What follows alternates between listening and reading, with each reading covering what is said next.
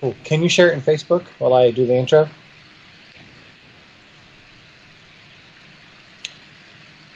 And hello, everyone. I think we're live. Welcome to the League of Extraordinary Atheists for Humanism, or the LEAH podcast, where we apply rationality to religion and politics, or at least we try to. I'm Matt Clark, the Grey Skeptic, and this is my co-host, Christy Santiago. Hi. Hi, Christy. And how are you doing tonight? I'm doing excellent. How are you? Very good. We are only like 2.5 hours late for this stream, which is no big deal if you really think about it. So thank you everyone for being patient, or thank you for going to bed and not waiting too long for us. But we hope that you are catching this at some point tonight or tomorrow. We'll share this out a couple times on Twitter and Facebook to make sure everyone has a chance to see it. But we are sorry for all the technical difficulties and the delay. We have Nacho Witness helping us do this stream because neither I or Christy are competent enough to do the live streaming portion of this show ourselves. So big shout out to Nacho Witness. Thank you so much. Also, thank you, Nadine, for helping us set this up as well. And also, one more shout out to my wife, Lindsay, for making this wonderful full border for the show that we have, because it's super duper cool. And I could not have put this together without her. So Thank you, everyone. There's our thank yous. And now we can go ahead and get on to our second show. Yeah.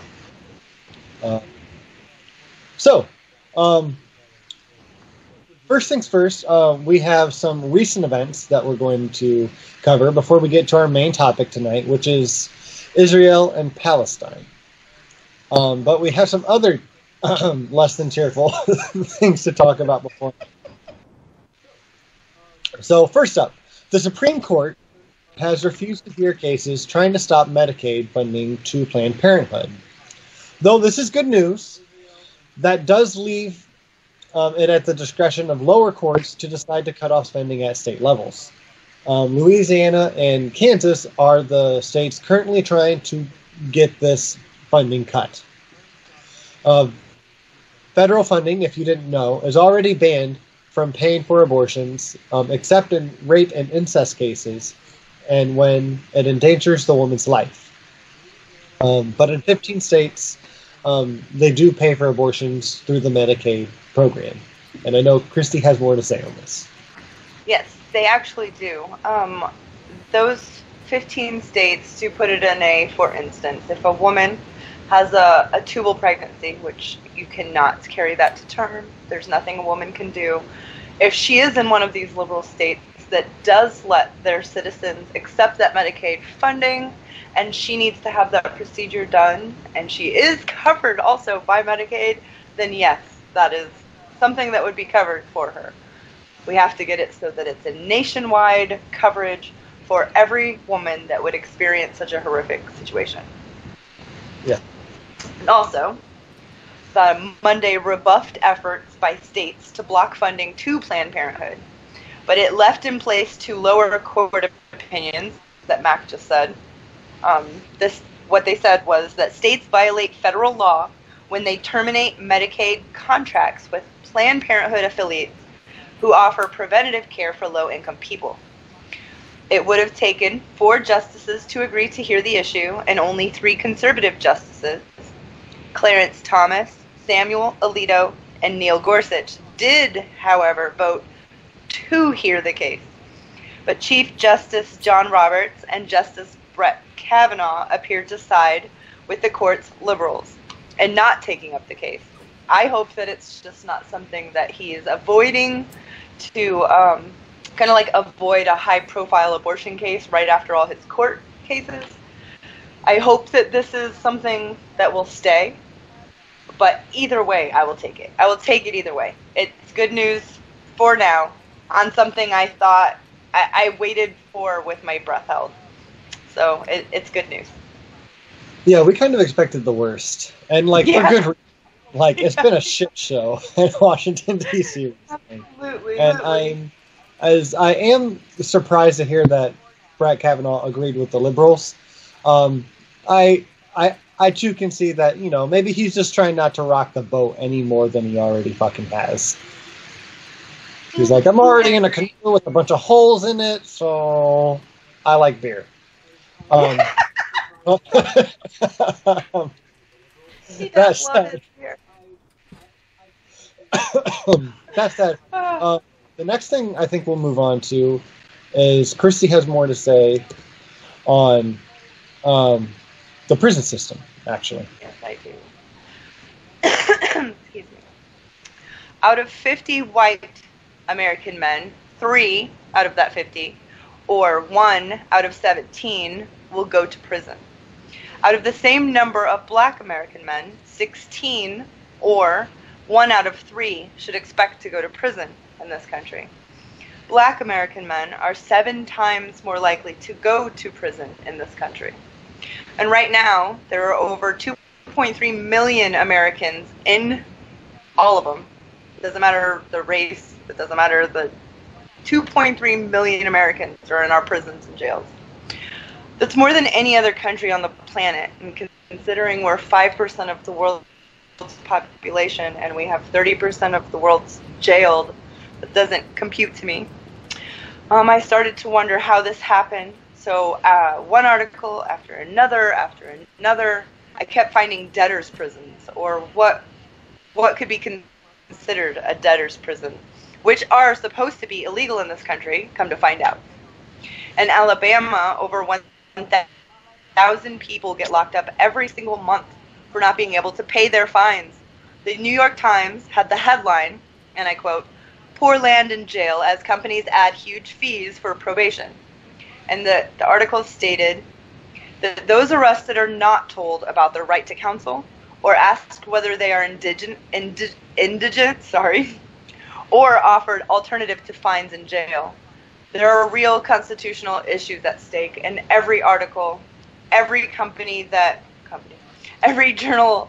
journalistic company that I sought out information from, including the Associated Press, including Al Jazeera, including, there's 6 of them. They all say the same thing. These are constitutional issues that are just kind of being negated. Just nobody's paying attention to them because people are making money. And there are a few states that have started taking legal actions, but until those make it through the courts, there's going to be debtors' prisons. And also, it's it's great news that New York Times was talking about a state at the other end of the country, Alabama. It just shows that there's light being shed on it. That's kind of what I wanted to spit out and couldn't. Fair enough. And you said who was trying to press charges right now? Right now in Alabama, that's where it's been hit the hardest, and there are right now legal proceedings that have started. I don't see them. We're not going to see the end of those anytime within the next year or 2. It's going to take some time. Yeah. Everything important tends to. Yeah. Yeah. But I will touch on this every time we have, not every LEAH episode, but I will keep track of this, and I will come back to it to see what has been done about debtors' prisons. Great. And I just want to go over a little bit what we were talking about before we started this stream. Is right. The cause of this issue, I think, is really easy to see. So, and I don't know how much our viewers are into this kind of news. Like, we're covering some topics that we don't see in the mainstream media very often. So, it's pretty clear to Christy and I that this issue spawns from capitalism, actually. And we're all for capitalism. But right. Capitalism of the wrong things, like healthcare and the prison systems. We both feel like these these are things that really should be government funded. They shouldn't be a capitalistic game. This shouldn't be an industry imprisoning people, because it's just it's really easy to point out the flaw. You have an industry for prisons, so you have people getting paid to put people in prison, and if you have people getting paid to put people in prison, then you have lobbyists. You have people paying politicians to get more people in prison. So then those politicians will help change the laws, which get more people in prison. And you can see in the 70s, Christy and I just both watched a documentary because she sent me everything she watches and I watch most of it. But in the 70s, they changed the laws to where the attorneys, like the prosecuting attorneys, have more power to get more people in prisons than like the judges do. Like they have more say in the trials because of the what do they call them? The mandatory minimums. Mandatory minimums. A lot of states have done away with those draconian, bare knuckle mandatory minimums, but our Jeff Sessions was behind that documentary, not behind the making of that documentary, but the making of those draconian laws. That's something he stands for, he is okay with, and he wouldn't mind bringing back mandatory minimums. I think they're deplorable, and there's no need for Jeff Sessions. Yeah. Yeah, but yeah, she's right, and it's really easy to see. We really encourage everyone to look up everything that we say. Don't just take what we have to say at face value, because we try our best to do a lot of fact checking, and we're also trying to we're giving you these facts, and we're also trying to give you our opinions, but let you know when this is our opinion.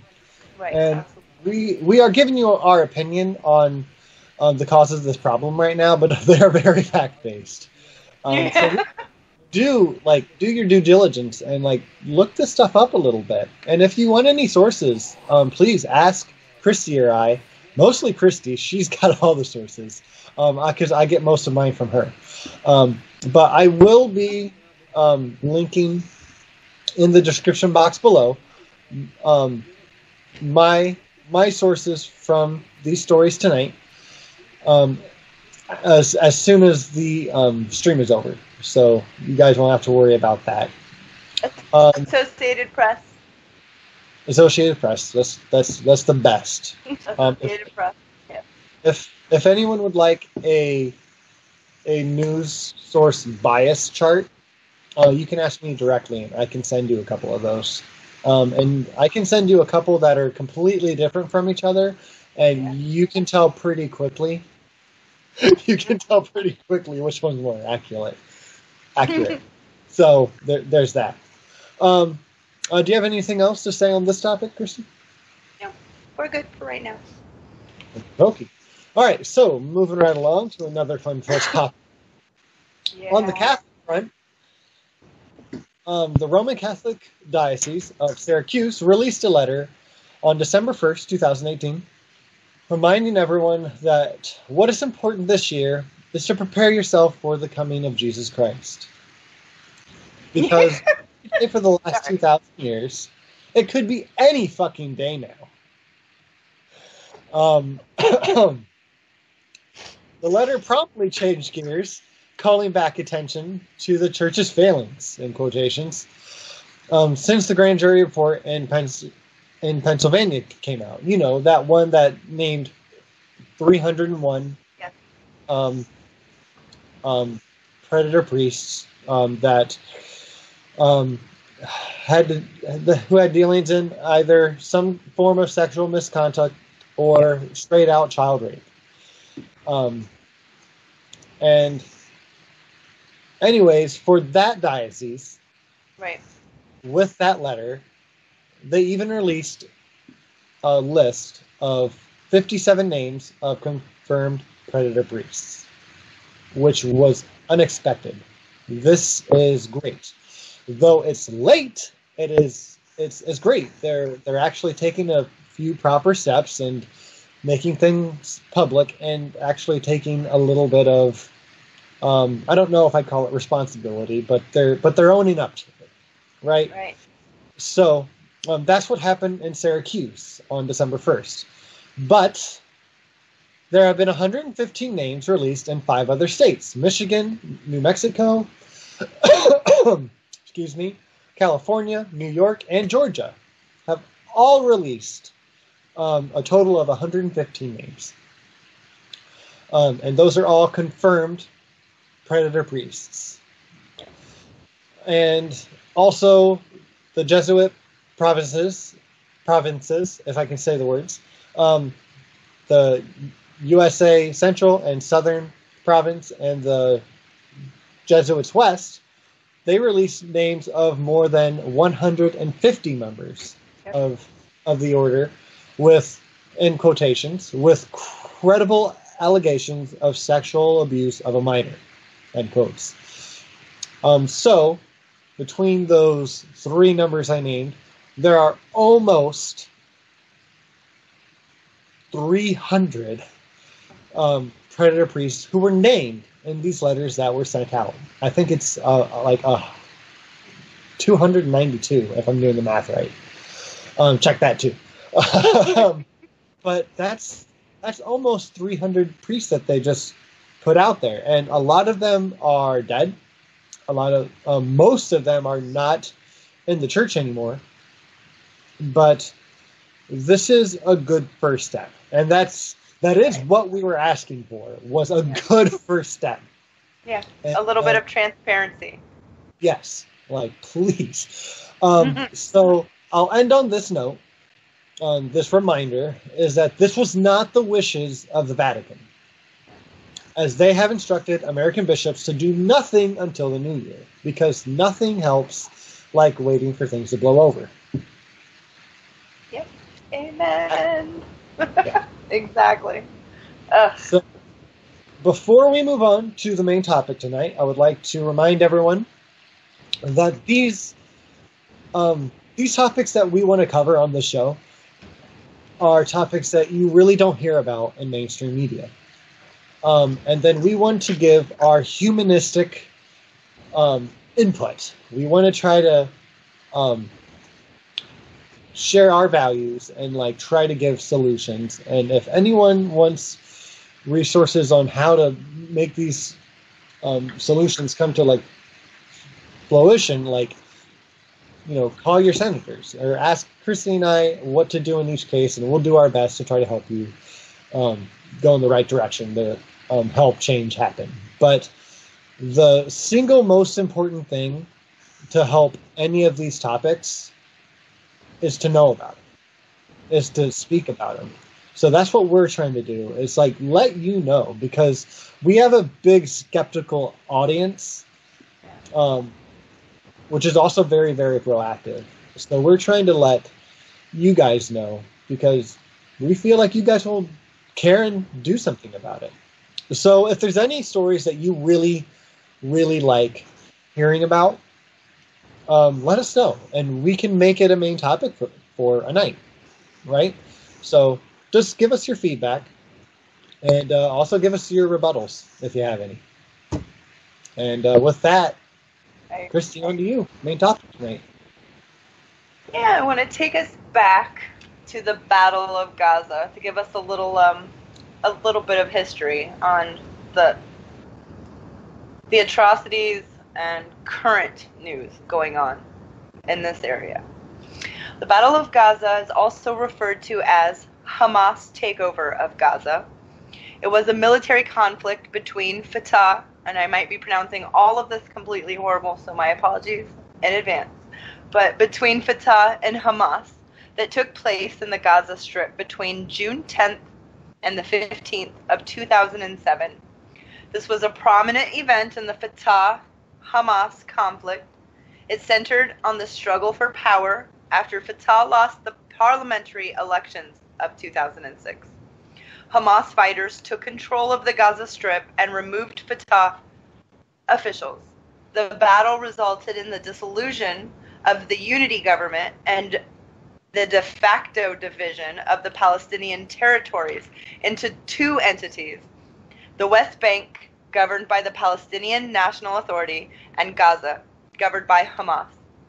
As a result of the battle, Hamas got complete control of Gaza. The pro-Fatah view is that it was a straight-up military coup by Hamas.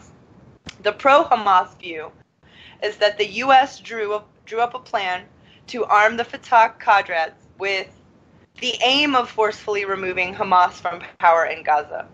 So Hamas preemptively took control over Gaza. However, Islamic law, aka Sharia law, was imposed in Gaza, and Gaza soon announced the opening of a military wing to enforce Muslim law in Gaza, saying, and I quote, "I expect our Christian neighbors to understand the new Hamas rules, and that it means real change," end quote. Oh no, not end quote, sorry. And that it means real changes. They must be ready for Islamic rule if they want to live in our Gaza in peace. The guy who said that, his name was Sheikh Abu Saqir, S-A-Q-E-R. The sole Christian bookstore in Gaza was, shortly after that had been said, attacked and the owner murdered. So, that's a little backup as to how Gaza got taken and is controlled. Because my heart is so torn because there's atrocities going on there that should never be allowed. And I also have people that want to tell me, how can you be on their side if they are terrorists? And I don't believe that the mass of the people are terrorists. I believe that Hamas is. And so, yes, helping them would help them by de facto. But you can't hurt people because you want to hurt leaders. So there's that. And then the Great March of Return I wanted to touch on is a protest that happens every year and starts on March 30th.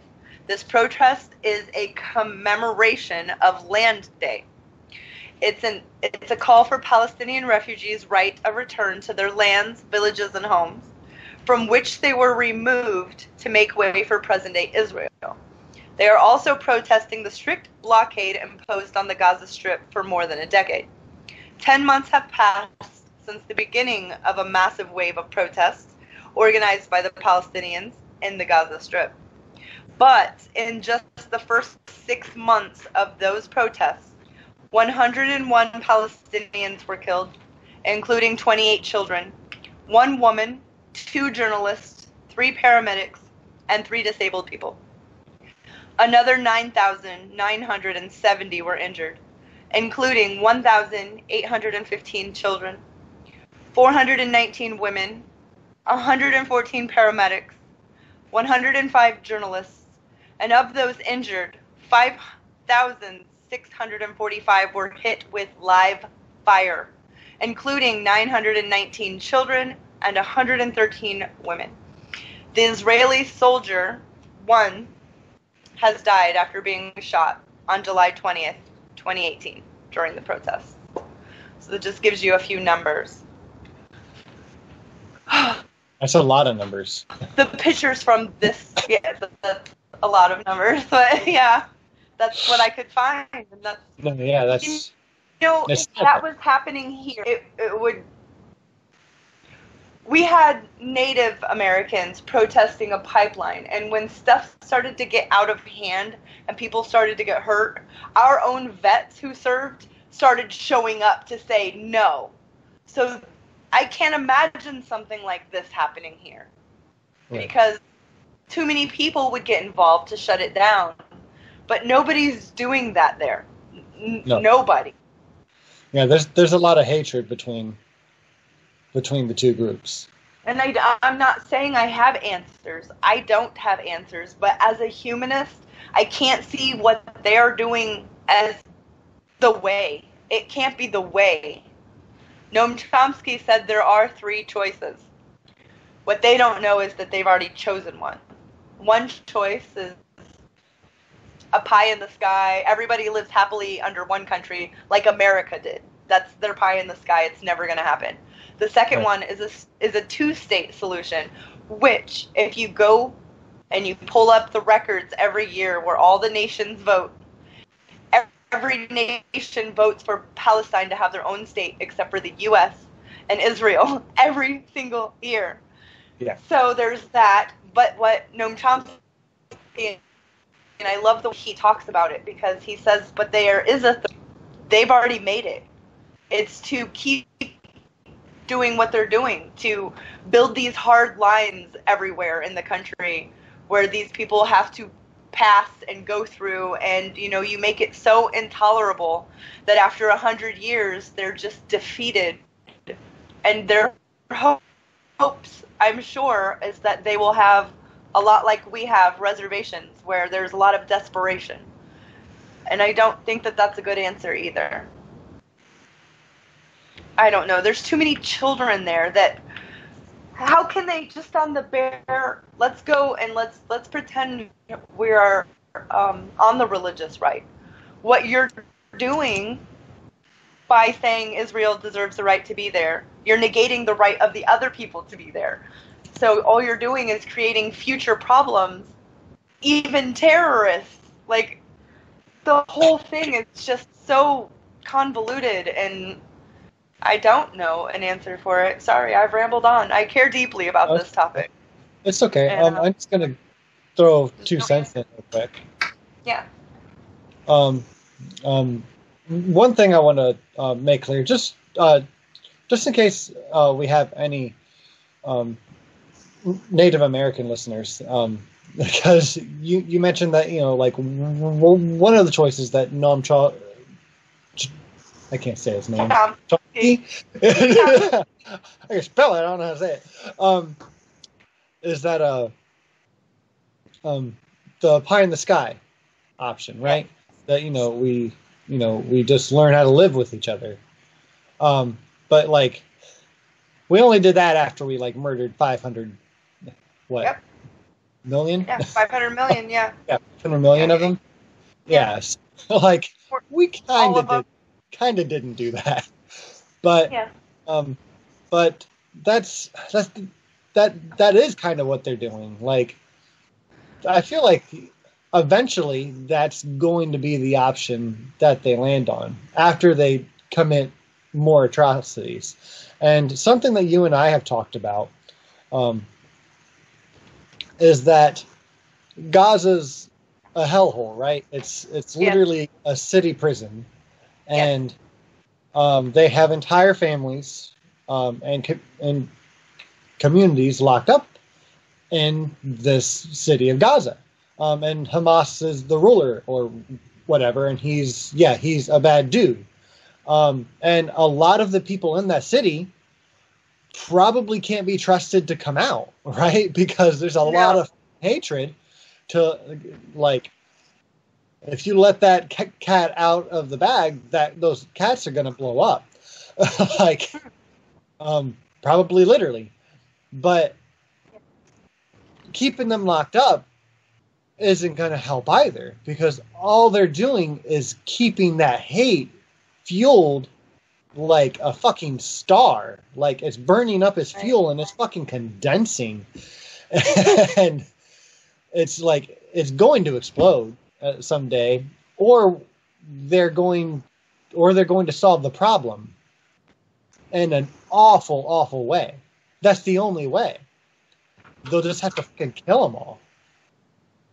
And we don't want that either, because now you've told me it's a highly populated, dense area. It's one of the most populated areas on the planet, Gaza Strip. Yeah.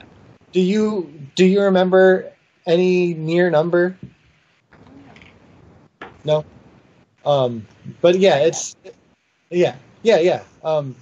but it's huge.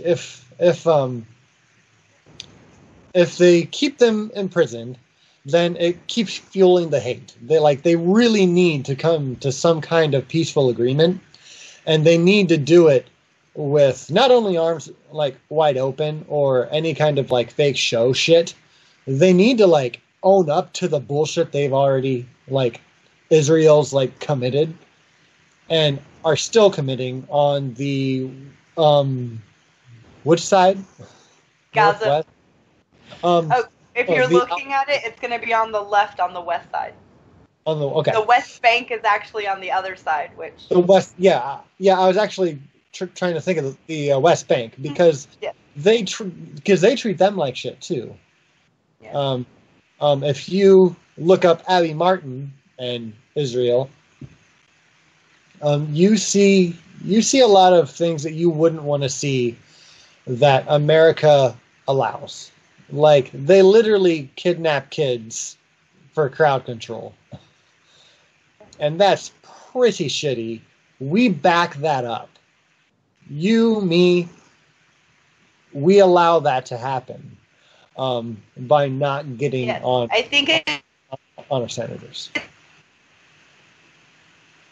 $11 million in tax money goes. Think about that. What about now? Is that a little bit better? That's better. Yeah. Can you repeat that though? Yes, I think it's $11 million a day of our country's tax money goes to Israel. So just ponder on that one. That's a lot. That's right. Too much. And the population of Gaza in 2014 was right under 2 million, and it's a very small area, and it is expected to be over 2.1 million in 2020. Yeah, and that's a lot of people to have in a city prison. That's a lot of people to have, and like I said, we're just they're not allowed wheelchairs. Yeah. That. They hate the wheelchairs. They can't have crutches, and I don't care if their leaders are terrorists. Let's just grant that. Let's just grant it.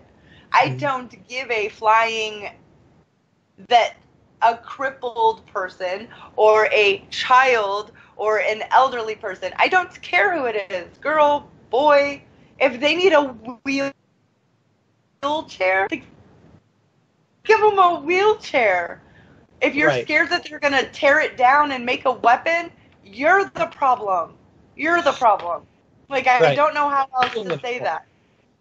Yeah. Because we treat our prisoners better than that. Like, we still don't treat them very well, but they're still humans, right? And that's what we are. You know, we're humanists. If you're gonna leave someone alive, treat them like a human, right? If they're that bad, now this is me speaking. This is my opinion. If they're too much of a harm to leave in any kind of human society, then I would say it's probably fair enough to invoke the death penalty. You know, there are some cases where I think that's okay. But if it's not okay, then I think you need to look at humanistic solutions. You need to look at not just imprisonment for anyone who's awful, rehabilitation. That's always the answer. If someone can't be rehabilitated, then I think you need to look at other options. Maybe prison for life's the option, but that seems more cruel and unusual than death, even, to me. I don't want to rot for 80 years. I think I'd rather die. So that's my opinion, again. And I want to make sure I say when my opinion's being put up and not facts. So if anyone wants to chime in on that part of the conversation too, please do so in the comments below. But Christy, go ahead and move on. I'm sorry. No, it's fine. No, I agree. I agree with almost every single thing you said. I am 100% without a doubt anti-death penalty, but I've never been in a position where I had to make a decision on another person's life. I would never put myself in that job. I don't want that job.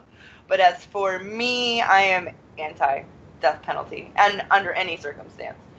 However, I think that people like, let's just throw out a famous one, Ed Gein, Dahmer, any of these, I don't want to say fascinating because that's, but yeah, their minds are different.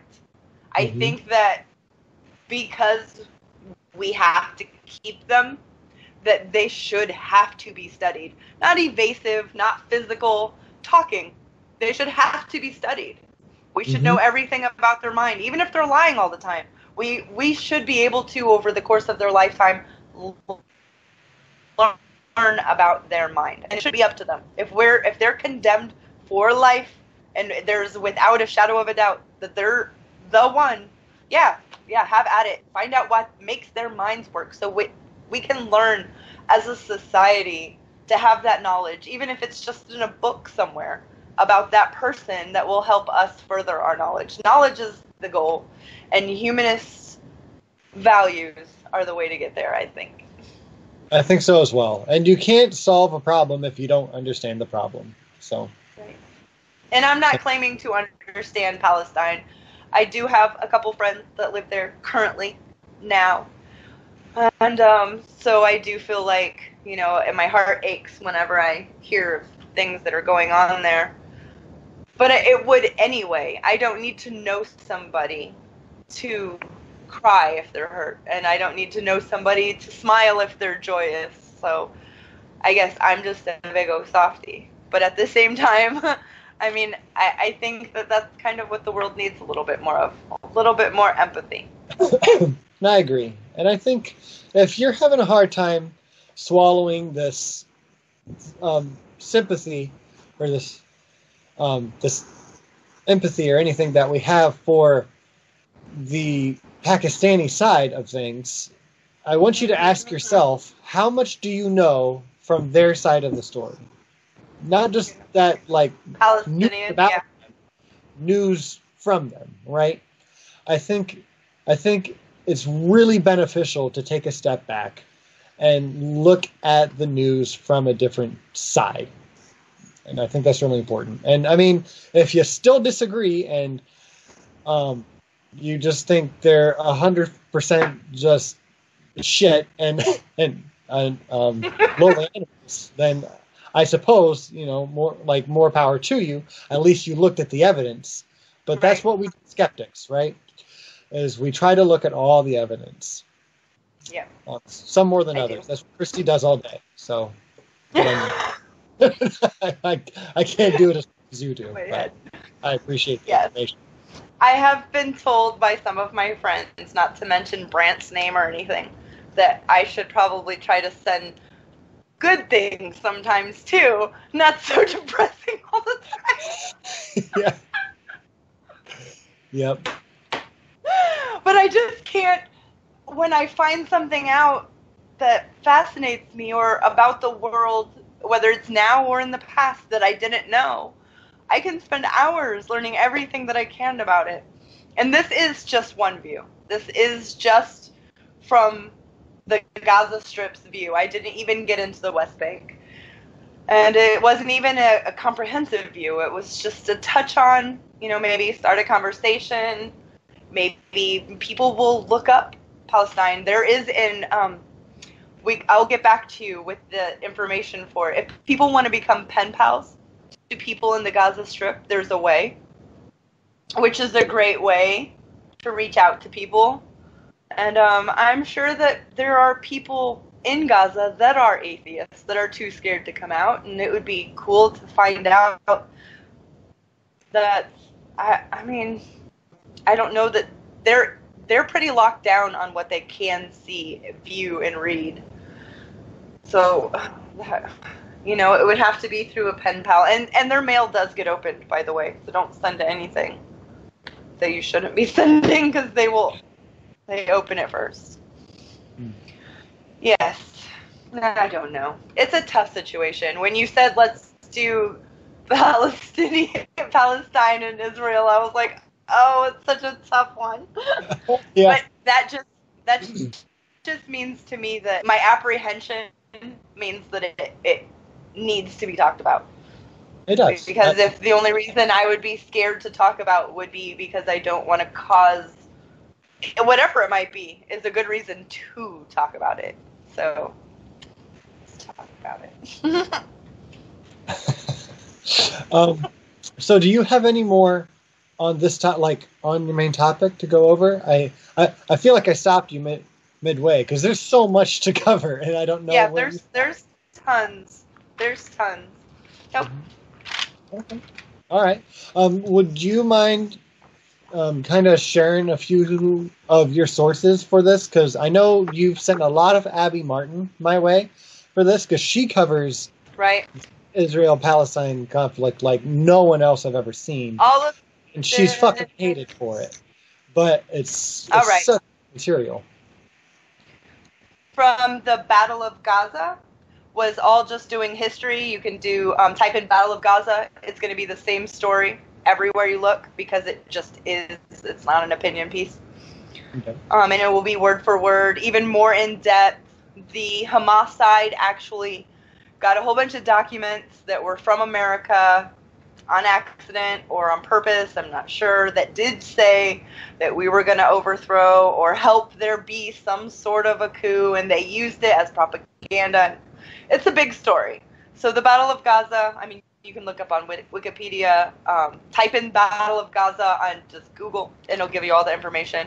And then for all of the information about the Great March of Return, I got between Associated Press and Al Jazeera. And that's it. Dig it. Cool. Does anyone have any questions for us on any of these topics that we had tonight? We'll wait a couple seconds and see if I'm sure everybody's so tired. Thank you guys for coming. Yes. Thank you so much. And please, if you would, please share this out. Go on Twitter, go on Facebook, share it with friends, share it with your foes. Get us some views. Because I feel like this episode's gone really well. I'm very proud of this. I'm very proud of this show, and I'm very proud of Christy for all the work she's put into this. Not to mention our people in the background, Nacho Witness and Nadine. You guys have Nacho Witness. Yeah. I would have given up in the down. Like after last time, I could not do it. Yeah, you're like, hangouts. Let's just do hangouts. I'm done. Yeah. But I'm sorry for all the yawning that I've been doing during the stream. None of this is boring to me. I just have I have a full night of work ahead of me yet, and I haven't slept much today. And he's late for work. Yeah, I'm like 4 hours late for work almost now. So you're such a naughty boy. Yeah. So,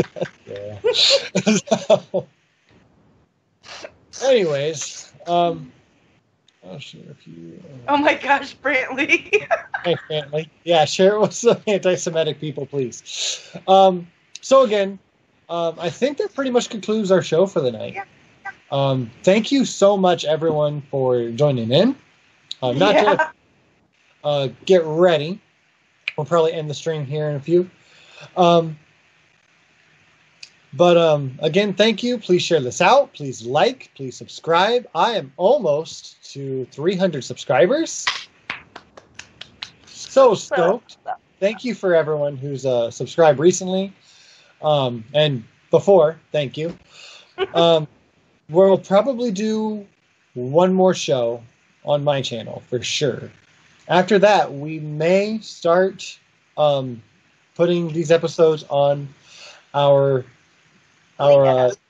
new channel. Yes, but we do have a Twitter that I made earlier today, and that was banned as soon as I made it. I think it was because of the age. Yeah, it was, but I got it all figured out, and it's reinstated, and we're all fine now. So I have followed many of you guys already on Twitter. If you haven't seen me, go ahead and look up League of Extraordinary Atheists for Humanism. And I think right now it's at, oh, I can't remember. Let me look it up real quick. Yeah, link it.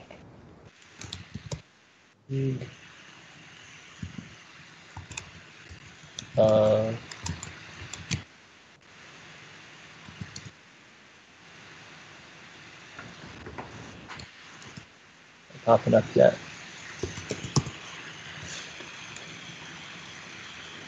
There we go. I wasn't able to change the @ for some reason. I think probably because the account was locked, but it's @ of Atheists for right now. But yeah, so go ahead and follow us there. Check out our Facebook page. It's a group. You can find it through me or Christy. We're both a part of it. And, follow us there and keep in touch and let us know what you think of the show and let us know what you would like to know more about. And we'll do our best to get that on our show. Again, we do this about every 2 weeks. So we'll see you again here in a couple weeks before the new year. Everyone have a Merry Christmas. We love you guys and thank you so much. Holidays. Merry Christmas. Bye.